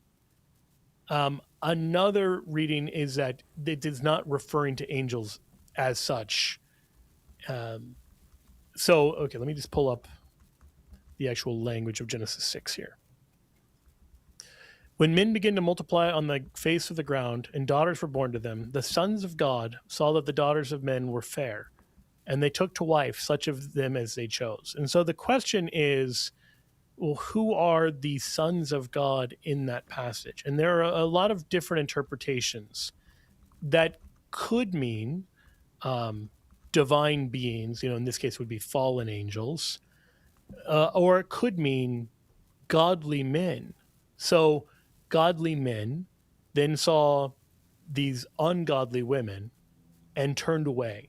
So there are a couple different interpretive schools, and you can actually see, even in the church fathers, different ways of reading Genesis 6, that some are going to take this as some sort of union between demonic and human beings. There's different ways of accounting for that. And others are going to say, no, this is just a matter of holy men being led astray. Think about, King Solomon, for example, being led astray by foreign women, that there can be a sense of that. Because while an angel in heaven won't be tempted by an unholy woman, certainly godly men have been known to do such things in the past. Or previously godly men, perhaps we should say. Guadalupe, I'm going to leave it there because I'm just realizing, wow, all the lines are full. Everybody wants to talk about angels today. Let's go to Patrick in New York City. Hey, I think that's our good old friend Patrick in New York City. Hi, Patrick. Yes, it is. I'm so happy to talk with you again. Okay. Yes, it is. Zaza Gabor had a step-grandchild, and that's Paris Hilton. You can look that up. I am going to look that. All right. See, now this is a valuable I'm call. not going to look that up. This is a valuable call. Finally, somebody who shares some information with us. Yeah, all right. I'm going to look that up. Zsa Gabor is Paris Hilton's grandmother. I will find out all about that while you ask Joe your question. Great-grandmother. Step-great-grandmother. Step-great-grandmother. Well, that's the same thing almost. All right, go ahead. That is a very weird fact to know. Well, thank you. Yes, absolutely. That was the right answer. Do angels experience time the same way humans do? So humans have a notion of earlier, now, and later, and time moves in one direction. Now, do angels experience it the same way, or is there special angel time?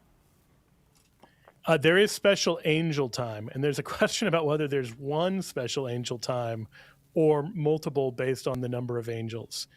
How deep into this do you want to go? As deep as you want to go. It's your show. Okay. So fair enough. St. Thomas Aquinas talks about this when he talks, I think this is in the Prima Pars question 10. Yes, Prima Pars question 10. He talks about the difference between aeviternity and time. I realize now we are hitting the break. We can't move around. Because we're in time. So maybe this is not a good time to start talking about aeviternity. And I will address angelic experiences of time after the break. So I know people are That's a big promise. on the edge of their seat waiting. How do angels experience time? When we get back on Catholic Answers Live. What was the church like in its infancy? In a word, Catholic. And Joe Heschmeyer has the receipts. In his best-selling book, The Early Church Was the Catholic Church, he gives you the details from the historical records of the first 2 centuries of Christianity. Right now, get a copy for just $10, plus free shipping if you live in the continental United States.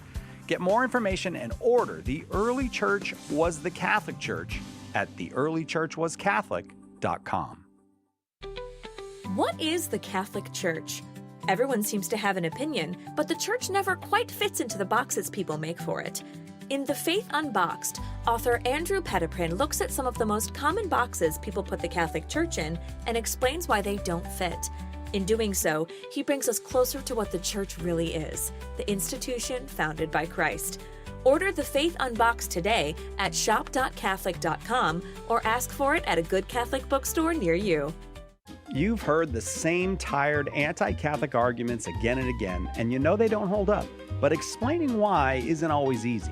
In The Protestant Fallacies, Parker Manning unpacks the most common objections to Catholicism, exposes their flaws, and makes the Catholic response clear, practical, and even fun. Understand your faith and talk about it with confidence. Get your copy of The Protestant Fallacies today at shop.catholic.com or at a good Catholic bookstore near you. From the dawn of creation, angels have stood in the presence of God as messengers, warriors, and guardians. Some seek our fall, some intercede for our salvation, and one is assigned to protect you. In the new book, Angelic Answers, Father Mike Driscoll uncovers the truth about angels and their unseen battles. So mysterious to us, and yet so close. Get Angelic Answers today at shop.catholic.com or at a good Catholic bookstore near you.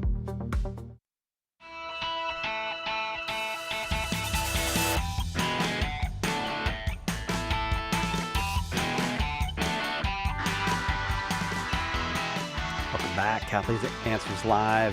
On the line, Patrick from New York City, a catechist in his own right, and we always like it when he calls. And not only does he doesn't just call and ask for information, he brings information. And he informed us all that Zsa Zsa Gabor is the step-grandmother of Paris Hilton. I looked it up. Patrick is correct. I didn't even know there was such a thing as a step-great-grandmother, but Zsa Zsa Gabor is Paris Hilton's. Joe, you were about to talk about angels. How do they experience I don't have time? any living great-grandparents. I need to get adopted by some great-grandparents, it sounds like. Yeah, well, I need to get some Zsa Zsa Gabor lived to be almost 100, so... She could have been step-great-grandparents to a lot of people. Yeah. Yes. So we're going to shift really slightly, violently from that to aeviternity. So whatever the Venn diagram is of people who care about those two topics. Yeah, the world of people who care about the Gabor sisters, the world of people who care about aeviternity, put those two together, it's a huge population. A huge population, Joe. Exactly. So God is completely outside of time. To him, everything is just now. Now, he can interact in time. He's not unaware that we have this thing called time, but it is not something he is subject to in any way. That is in his divinity. Christ, by taking on a human nature, experiences the effects of time, but he doesn't experience it in his divine nature. He experiences it in his human nature. In our human nature, we are subject to all manner of changes in time. And let me tell you, ladies and gentlemen, they sometimes get worse and worse as you get older. Angels, however, have something different. And theologians call this aeviternity because this period is called the Avum. And so it is a participation in the changelessness of God, but you are a created being. So an angel is created, so it participates in the life of God. It enjoys the contemplation of God, and God never changes. So there is, in that sense, no change, but there can be a sort of change. So we would say before and after isn't proper to aveternity. St. Thomas Aquinas says aveternity in itself has no before and after because you're experiencing the infinite and unchanging God. But there can nevertheless be something that he calls annexed to, like before and after can be annexed to aveternity. So, for example, God can give a new revelation to an angel to give to humans.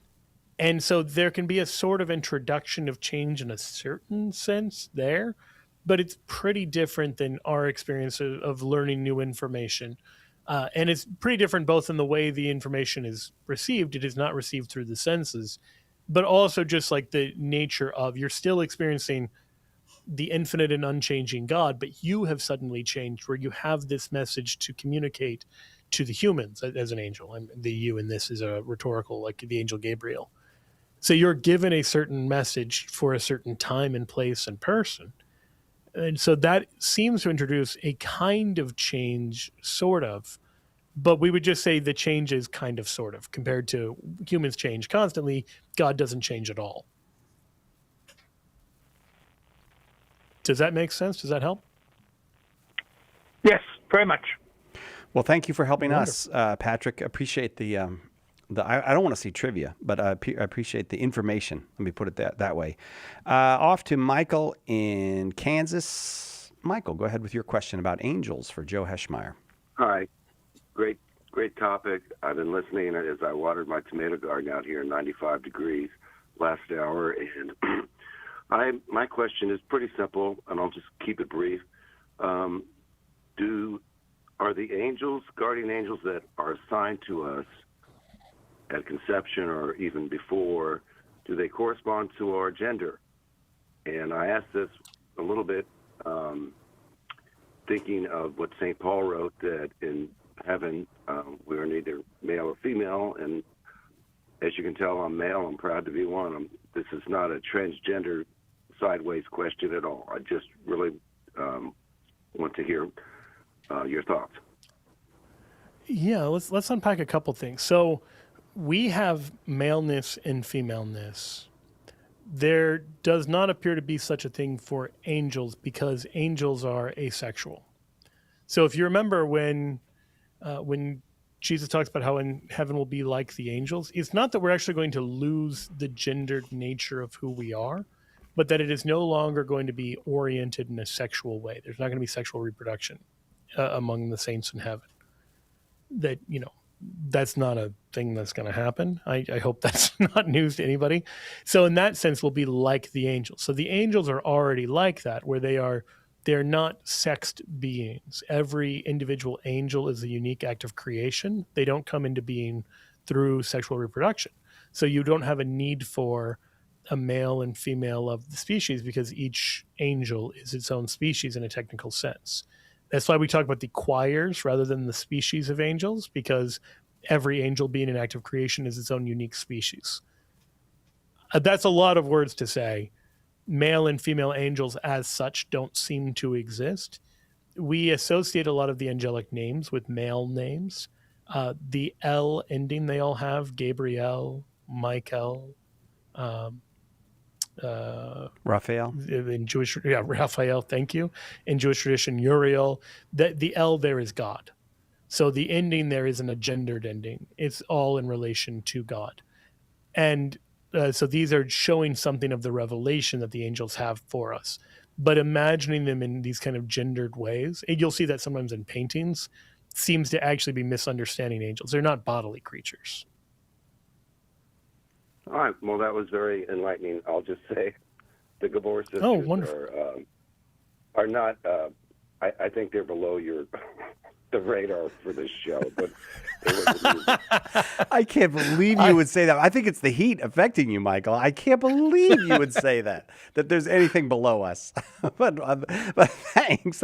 Give Michael a book. Hang on. Let's send Michael a book. Let's send him Joe's The Early Church Was the Catholic Church. Because he's been out in the heat watering tomatoes. I don't think he's feeling well. He seems to think that we have lowered ourselves by speaking of the Gabor sisters. Michael, hang on, we'll send you a book. Emma, our old friend in Hayden, Idaho. Emma, welcome. Oliver. Oliver. She said Oliver. Oh, I think that was Ava Gabor that said that. Knucklehead. But sorry, I don't know who it was. I didn't. I thought. Okay. I actually thought you were trying to speak an angelic language. I was like, wow, Emma has gone around the bend. But you were just speaking like one of the Gabor sisters. I left that band a long time ago. All right. Let me tell you.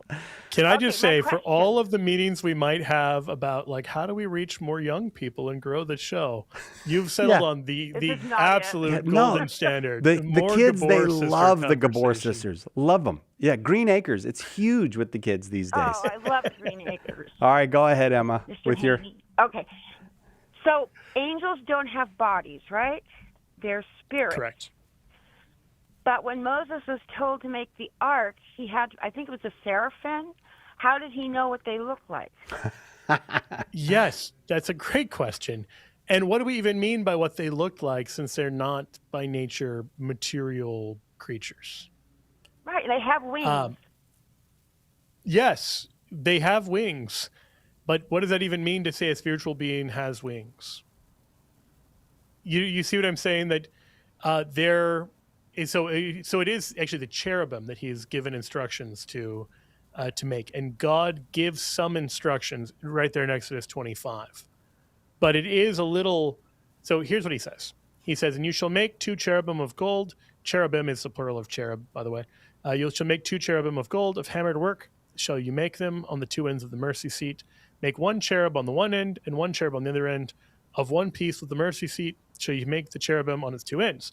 The cherubim shall spread out their wings above, overshadowing the mercy seat with their wings, their faces one to another. Toward the mercy seat shall the faces of the cherubim be. So we've been given the slightest amount of detail. We know they have wings. We know they have faces.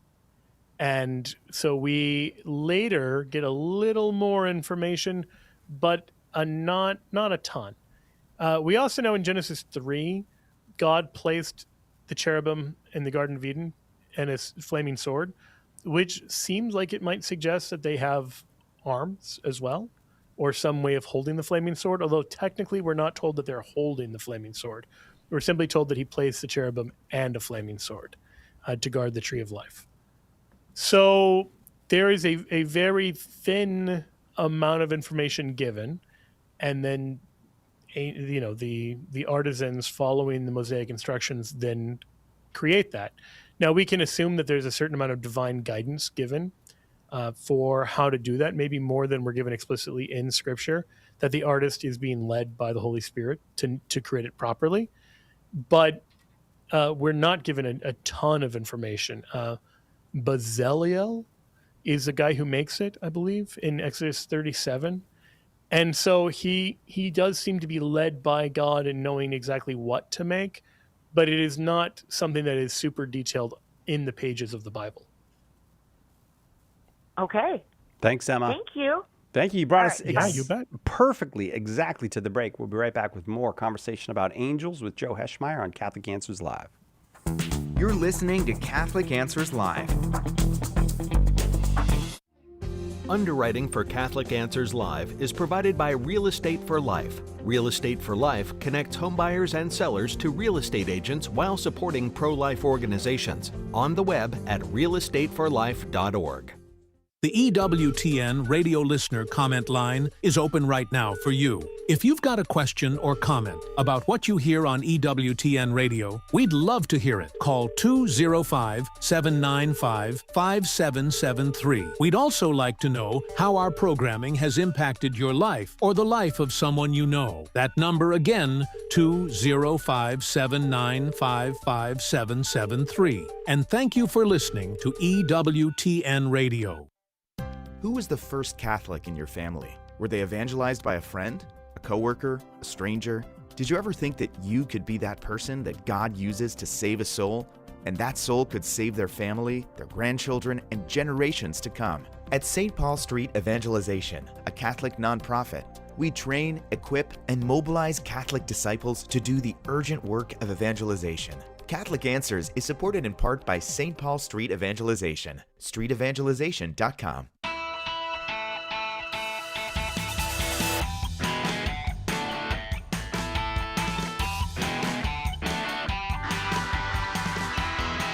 Welcome back, Catholic Answers Live. I've committed over the break to elevate the conversation. No more discussion of Ava and Zsa Zsa Gabor. It will be all high class from here on out. We're talking about angels. Joe Heschmeyer is our guest. Matt in Tucson, Arizona, watching on YouTube. Matt, thank you for calling. Hi, how you doing? Good, thank you. Good.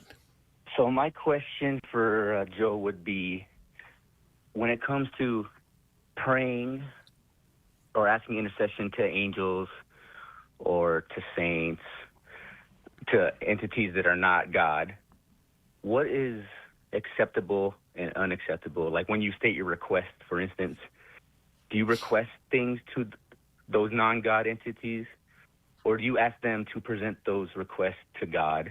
Because I kind of see a mixed bag in the Catholic Church and the Catholics, and I want to know what the church teaches on that. I don't want to personally, do something inappropriate. Yeah. So for example, Psalm 103 says, "Bless the Lord, O you his angels, you mighty ones that do his word, hearkening to the voice of his word." So there's this sense in which a proper relationship of a human person with the angels is pointing towards divine glory. And sometimes that's by telling them to praise the Lord. That can also be by asking them to pray for us. It can also be by seeking their help on behalf of the Lord. That is, if you were trying to invoke the angels in a way that went around God, that would be wrong. If you treated them as powerful spiritual entities apart from God, that would be wrong. I actually recently, either this week or last week, to be honest, I can't remember which, in one of my most recent Shameless Popery episodes, I gave an analogy that I think can be helpful in understanding the role of the angels and saints, because on the one hand, you've got these scriptural things about how God is a jealous God. And on the other hand, you have him giving glory to angels and to saints. And we even see the mother of Jesus being crowned in heaven. Now, even if you don't think that's Mary, it's clearly showing God crowning somebody. That somebody has a crown of 12 stars. Somebody's sharing in this kind of divine glory in heaven. And we're told explicitly that God is made glorious in his saints, as in the New Testament. So somehow we have to understand these two things. There is no separate God.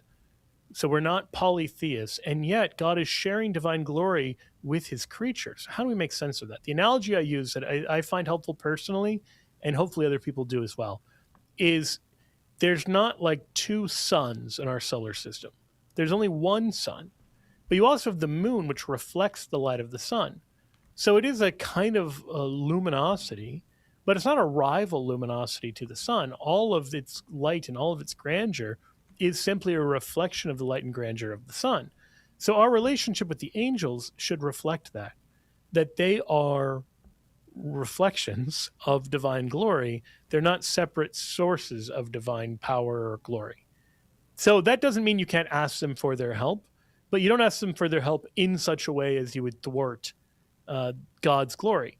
And I understand why people are uneasy about that, but I think you would have no problem in saying, if I've got an issue in my life that comes up, I might ask my neighbor, let's say, I've got a leaky pipe. My neighbor is a faithful Christian and a mechanic. I might ask for his help in both senses. I ask him for his prayers, And I might also ask him for his wrench and for his assistance. Those things are completely consistent one with another. It's not an act of distrust in God to say, well, could you also try to fix the pipe or help me fix the pipe? You're not saying, I don't trust God enough to answer my prayer. You believe God might answer your prayer through the human mediation of the plumber that lives next door to you. Well, similarly, he might answer your prayer through the angelic mediation or intercession of the angel. There's no contradiction there. Now, there are a couple points that the Directory of Popular Piety makes about what to do and not do when it comes to our interaction with angels. So a few things to do, a few things not to do. Number one, the Christian life is properly characterized by devout gratitude to God for having placed these heavenly spirits of great sanctity and dignity at the service of man. That God has these powerful spiritual beings and he employs them for our good. That should really humble us and cause us to be grateful because the angels are above us and are helping us out.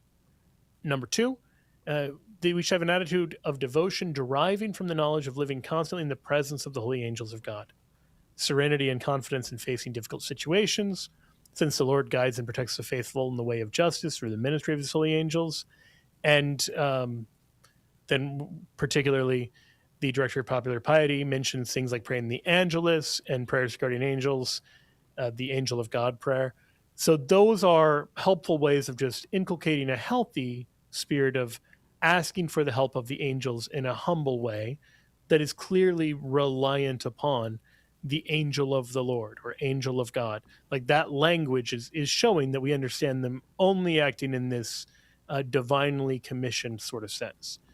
Two things we're to watch out for in terms of bad approaches to how we think about the angels. Number one, we don't want to fall into this idea that the world is subject to what it calls demiurgical struggles, an incessant battle between good and evil spirits or angels and demons, in which man is left at the mercy of superior forces and over which he is helpless.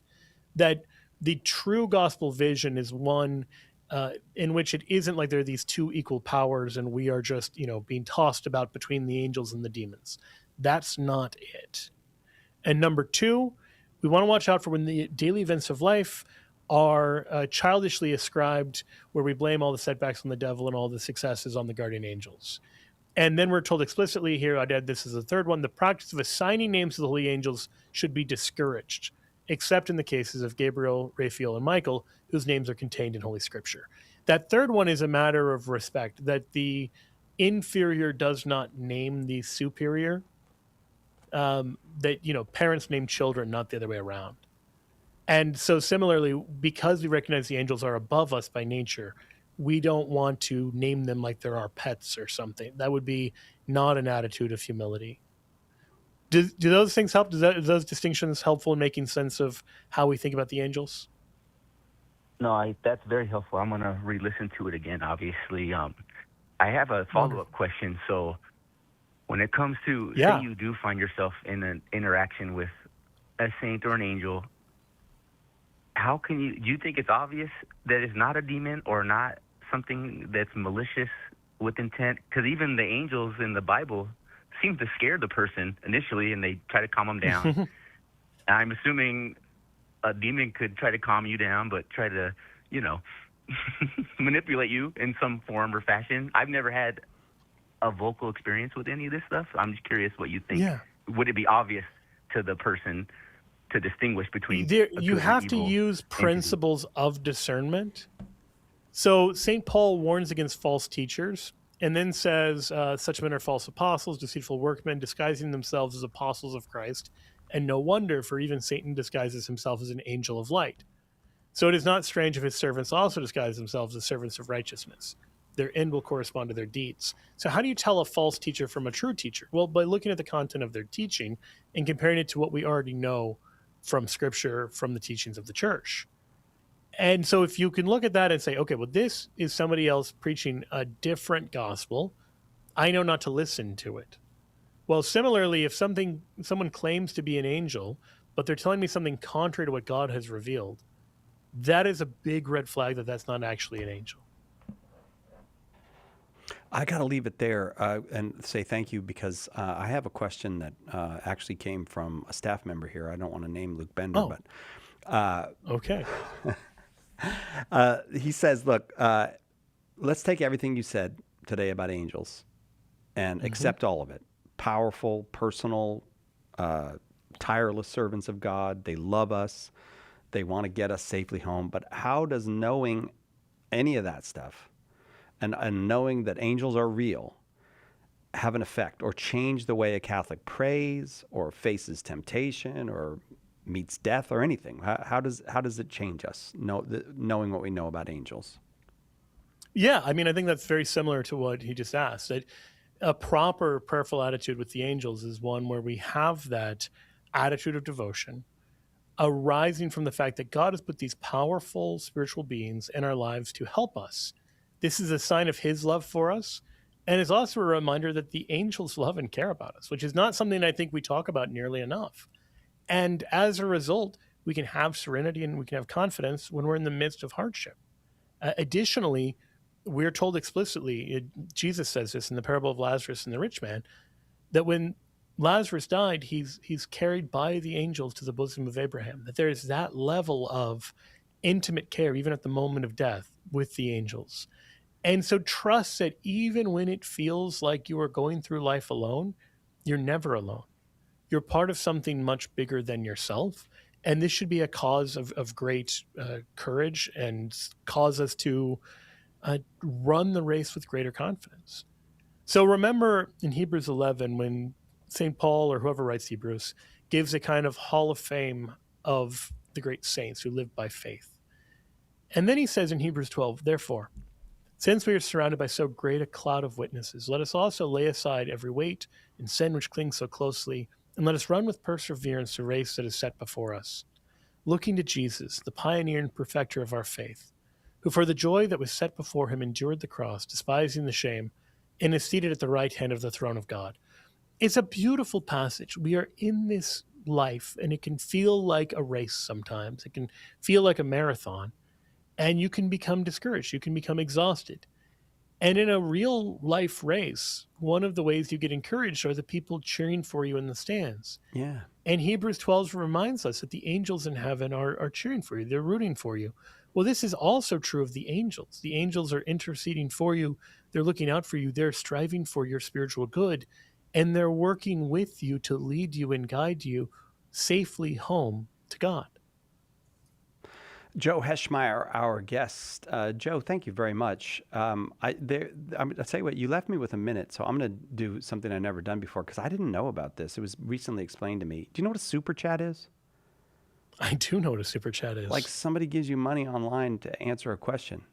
So I don't think this person maybe knew that we don't usually do that. So the question is it possible that death and predation and evolution by natural selection, as opposed to some other form of evolution, is the result of fallen angels? Maybe they were supposed to attend to creation. It's an interesting kind of theory.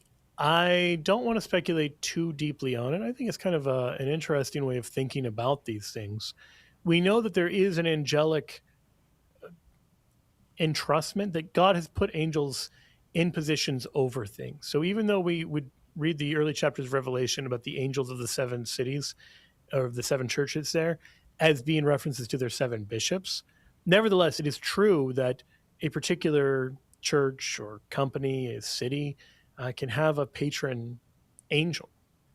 And we should take that, I think, very seriously, that this universe is meant to be governed both ultimately and immediately by God, but also in this mediated way through different agents. We see the human agents. We see the ways that we interact with our environment, but we recognize by faith that the angels, these spiritual agents, also can work with God's plan to help interact in our environment in ways that lead us closer to him. All right, I can't promise I'm ever going to do a super chat again because I usually don't even see that kind of thing. But I saw it and I was like, oh, the guy paid $10. He wanted to, so I gave him a shot because I had a minute. Joe, thank you very much. That was a very high class show, including the parts about Jaja and Ava Gabor, the parts about yes, the Aristocats. I think the highest class. All of it. There was a very high. Well, I mean, class. that is literally high class. They are. They were very high class ladies, the Gabor sisters. Aristocracy, yeah.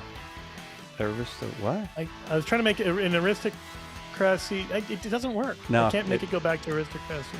That'll do it for us. We'll Aristocracy. We'll see you next time, God willing, right here on Catholic Answers Live.